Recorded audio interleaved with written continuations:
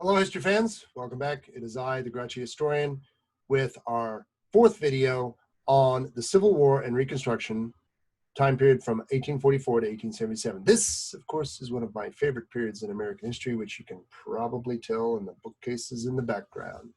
So let's get started. There is a lot going on during this period. A quick review from the last video. When we had left off, America had doubled its size with the Louisiana Purchase. Americans began their manifest destiny. Americans quickly settled the West Coast, Oregon and California. We're going to discuss that more in a minute.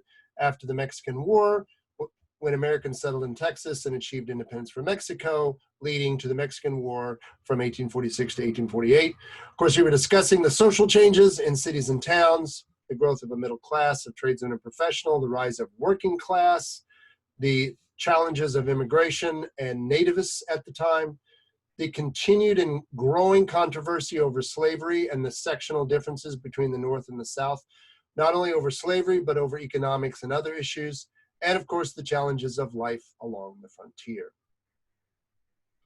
So the Mexican War, much like the War of 1812, is a highly controversial war. One of those wars, again, where there was a large number of Americans who felt it was an unjust war. Abraham Lincoln was one of those as a young Whig congressman who felt that the United States had basically waged a war of aggression against Mexico to take over the territories that now comprise most of the states west of the Rockies, Texas, New Mexico, Arizona, a huge chunk of territory. After the defeat of Mexico and the treaties that ceded those territories to the United States, and the final settlement of the Oregon border with Great Britain, now you see where the issue of slavery is going to move toward the boiling point. I've sort of set up what I call these little checkpoints here of slavery, starting almost immediately after the end of the treaty that ended the Mexican War, was the controversy over whether these new territories were going to be free or slave, would eventually become free or slave states. The Compromise of 1850, one of the provisions of that was the notion of popular sovereignty, that the settlers in the new territory would eventually decide whether that territory becomes a free or a slave state. This is one of those many laws in American history passed by a well-meaning but ill-informed Congress, not understanding human nature, not understanding what we would call the second and third order effects of this law. What it basically set out to do was spread the gunpowder all over the Western territories. Set it out. The Kansas-Nebraska Act, passed in 1854, was the popular sovereignty kind of brought to the fore as Kansas and Nebraska prepared to enter the Union. Of course, what it ended up doing was setting up those states to become battlegrounds between pro-slavery and abolitionists, creating what is called in American history Bleeding Kansas, essentially a low-level insurgency between those two forces to try to determine whether they would be a free or a slave state. The open fighting and killing of abolitionists and pro-slavery was well known, because of the inventions like the telegraph, throughout both the North and the South, and continued to harden opinions. Dred Scott versus Sanford sort of laid out the fuse, as it were. This, again, is one of the more infamous and famous Supreme Court cases in American history that had a couple of effects. Most people remember the Dred Scott case because it was the case where the opinion written by Chief Justice Roger Taney said that Dred Scott was not a United States citizen. He, of course, had been a slave that had sued for his freedom after his owner brought him through free states. And this, of course, is what it's mostly remembered for, saying that slaves were not citizens, had no standing in court. More importantly, Chief Justice Taney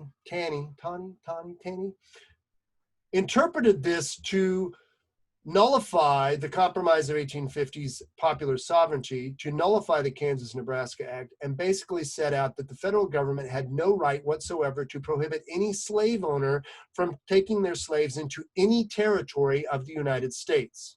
In a sense, it took out the ability of Congress or the people through any electoral means to limit the growth of slavery. Now, keep in mind, there was no one, including Abraham Lincoln in the election of 1860, that contemplated ending slavery where it existed, the Old South, right? The states that would eventually secede and form the Confederacy. This is something I don't think people really understand. Abolitionists were not going to try to, at this point, end slavery where it existed, although some of them wanted to, but for the most part, mainstream, we'll call them, politicians, assumed that if they could contain the spread of slavery, it would eventually die out, so to speak. I think history has shown them this, because even though the United States fought a very bloody war to settle the issue of slavery, the country of Brazil was able to gradually emancipate its slaves through the 1870s, ending slavery in that state, which was still a slave state at the end of the American Civil War, without the bloody war that the U.S. had. However, if slavery continued to expand into the territories, it was very likely that slavery would not have necessarily ended the same way in the United States. So now we've got the gunpowder spilled on the floor, the fuse is laying on it, and John Brown lights it at Harper's Ferry. John Brown, of course, was, in the minds of the Southerners, a radical abolitionist trying to foment slave insurrection, which was probably the greatest fear of white Southerners throughout this era. And when he took over the Federal Arsenal, which is a place where they made guns, gunpowder, bullets, other weapons of war, to try to arm the slaves and foment a slave rebellion, this pretty much set the entire South ablaze politically, so to speak. John Brown was considered a martyr by the abolitionists of the North. He was considered pretty much a domestic terrorist by the Confederacy of by the slave states that would become the Confederacy of the South. And his trial and hanging in 1859, just prior to the 1860 election, pretty much established that slavery was going to be the issue of the 1860 election. Concurrent with this is the death of the Whig Party. Their last candidate was run in 1852, and the rise of the new Republican Party, who ran their first presidential candidate in 1856, who didn't win, but would nominate Abraham Lincoln in 1860. Now, here's an interesting fact that I didn't really understand until I took a fantastic Civil War class during when I was a midshipman, is most historians, particularly political historians, consider that one of the primary reasons that the Civil War took place was, of course, the election of Abraham Lincoln. But more importantly, the reason Abraham Lincoln was able to win the presidency was the split of the Democratic Party in 1860. In 1860, the Democratic Party got together to hold its convention. Now, in these days, before cable television and the internet and all this, the convention was where all the action took place. And there was a great deal of backroom deals, wheeling and dealing, all kinds of what we would call shenanigans today, before they eventually ended up with a candidate. For most of the 1840s, 50s, up to 1860, the Democrats nominated, whether they were northern or from a northern or southern state, they were generally pro-slavery, or at least were not anti-slavery, because they understood that the Democratic Party, as the sole national political party, was key to maintaining American unity. The Republicans made no bones about it, that they were opposed to the expansion of slavery.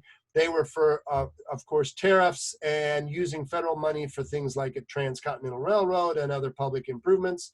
They did not expect to gain any traction in the South, which they didn't, but they knew that the growing population of the northern states versus the southern states mean that they didn't need to.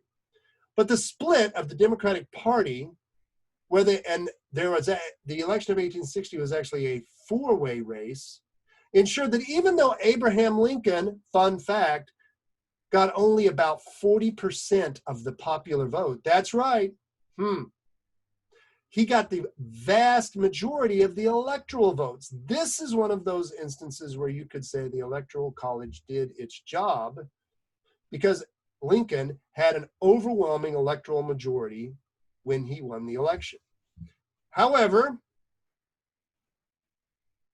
the slaveholding states of the South immediately decided that Lincoln was a threat to slavery, although Lincoln made it very clear during the campaign that he was although he was opposed to slavery and his party was opposed to slavery, he did not believe he had any constitutional authority to end or change slavery where it existed, but he was dedicated to keeping slavery out of the new territories gained during the Mexican War and the last of the territories gained from the Louisiana Purchase. But of course, South Carolina seceded in 1860. One wag said when South Carolina seceded that South Carolina was too large for an insane asylum, but too small for a country. But it was, of course, followed very quickly by the states of what are called the Old South: Alabama, Louisiana, Texas, Mississippi, Georgia, Florida, soon to be followed by Tennessee, Virginia. Yes. However, some slave states significantly did not secede, whether because they didn't or because they were kept in the Union by force. These were the very important, what became known as the border states of Missouri, Kentucky, Maryland, and even Delaware. So now you have both sides, the new Confederate government and, of course, the Union American government lining up for a war. Now, of course, like everything else, the AP history quickly glosses over the Civil War, which sadly I think is unfortunate. But here I will give you sort of a very brief encapsulation of the war. Now, of course, when the Civil War started, both sides assumed that they would win in one mighty battle. The generals of both sides many of them had all graduated from West Point. They had all served together as junior officers in the Mexican War. The Civil War is probably a unique war in American history for many reasons, but it's unique because the generals, particularly Robert E. Lee, were able to make strategic and operational decisions based on the fact that they knew personally their opponents and knew how they thought and knew how they were likely to think and could anticipate their moves. So through 1861, you had the era of what I call the amateur armies. Both sides were mobilizing their resources. They both assumed that one mighty battle would settle the war. They were wrong. And they were both starting to come to grips with new technologies such as railroads, telegraphs, and rifled muskets. I don't have time here to go into that a lot, but let's just say that neither side really understood the lethality of the new weapons of the Civil War: rifled artillery, rifled muskets. So when you look at the huge casualty numbers caused by most of the Civil War battles, that's because the generals didn't really understand that technology had changed how warfare was supposed to be fought. They still tried to fight with Napoleonic tactics, another favorite topic of mine that sadly we don't have time for in this video. So 1861 was the era of the amateur armies. 1862, now a lot of historians say that 1863, the Confederate Pickett's charge at Gettysburg is considered the Confederate high tide. I personally disagree with this, and I'll tell you why. One of the key things the Confederacy tried to do throughout the war, and of course they don't discuss it in the book here because they quickly gloss over it, was foreign recognition. Just as the United States had achieved their independence from Britain through foreign intervention from the French, the Spanish, the Dutch, the Confederacy was looking forward to intervention by the British and French to help offset their lack of a navy. 1862 was the sole time, the only time during the war, that the Confederacy launched simultaneous offenses in both theaters. The Civil War was basically split into two theaters. The Western theater concentrated over the fight for the control of the Mississippi River and its tributaries, and the Eastern theater, which was almost exclusively fought in that 100 miles between Washington and Richmond, the respective capitals of both combatants. 1862 was the only time that the Confederacy launched offenses in both the Western and Eastern theaters of the country. It is my firm belief that if the Confederacy had been able to achieve victories at both of those battles, it is highly likely before Abraham Lincoln put forth his Emancipation Proclamation that they could have achieved British and French intervention. However, they were turned back at Perryville in the west and Antietam in the east, and once Lincoln put out the Emancipation Proclamation, he changed the entire character of the war from merely one of the issue of secession from the Union to a war over slavery. And at this point, the British and French, who were very anti-slavery, were less likely to come into the war on the Confederacy's side. 1863 was when Lincoln finally found a general in Ulysses S. Grant. The Union had known only a string of defeats in the Eastern Front under a series of inept generals. But in the West, Grant had become probably the greatest operational and strategic thinker of the war. Grant was an extremely underrated general, but his Vicksburg campaign is still studied both at the Naval Academy and at West Point as one of the finest achievements of the operational art in American military history. So Grant is finally appointed the general-in-chief of the Union armies just in time for 1864, which is another presidential election. Now, of course, both sides are in a total war to the death, literally, with mustering their entire economic, industrial, agricultural, and manpower resources. This is the South's last gasp to try to achieve victory by not losing. Again, the same strategy that the Americans had used against the British in the Revolutionary War. If the South could hold out and force Lincoln's defeat in the presidential election, the Democratic Party of the North, which was the haven for most of the anti-war sentiment. Yes, there was a great deal of anti-war sentiment on both sides, but it was more critical in the North, where the Democratic Party had decided that the human cost of fighting the war was not worth it, and they had a plank of an immediate ceasefire leading to peace negotiations with the South, which very likely would have involved Southern independence. This was the South's last great hope. However, General William Sherman, who had taken over as commander of the Western Theater, even as Grant took over as general-in-chief, but effective commander of the Eastern Theater, was able to capture Atlanta. Grant was able to fight his way south and maneuver Robert E. Lee's army into a siege around Petersburg and Richmond, and Lincoln was able to win re-election in 1864.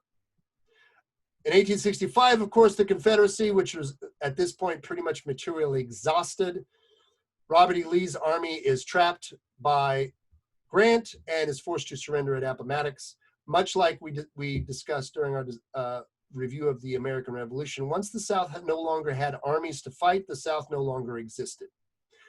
Of course, Jefferson Davis and the government had fled Richmond, but the more important part was Lee surrendered his army in the East, Joe Johnston surrendered what was the left of the Southern armies in the West, and the Civil War came to an end notionally in April, but the last Confederate forces didn't really surrender until June of 1865, what's now called Juneteenth, when the last Confederate forces in Texas surrendered.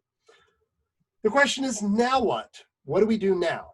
The slaves, of course, had been emancipated. Hopefully you've discussed the Emancipation Proclamation in some detail in class, because it doesn't mean what most people think it means. I'll let you discover that. But now we have the issues of what I term here Reconstruction and Race. The 13th, 14th, 15th Amendments are passed to the Constitution to end slavery, make the former slaves citizens, and give them the right to vote. But now what? What happens to all of those former slaves, mostly still living into the South? This is the era of Reconstruction, when the former Southern slave states and the whites of the South push back against almost all of the measures designed to give equality to the freed slaves and start integrating them into Southern society. At this time in 1868, of course, after Lincoln's assassination, Andrew Johnson becomes president, is a caretaker president, is, of course, the very first president to be impeached, and is generally a disaster because he's more sympathetic to the Southern view and is not really liked by the abolitionists, or what those Republicans termed radical Republicans, that wanted to severely punish the South after the war and wanted to accelerate the integration of the former slaves into Southern society. Ulysses S. Grant becomes president in 1868 and serves 2 terms. Grant was a great general. He was a little too trusting as a politician. His presidency is marred by a number of scandals, none of which are caused or created by him, but his cabinet picks and his choice of confidants leaves something to be desired after the war.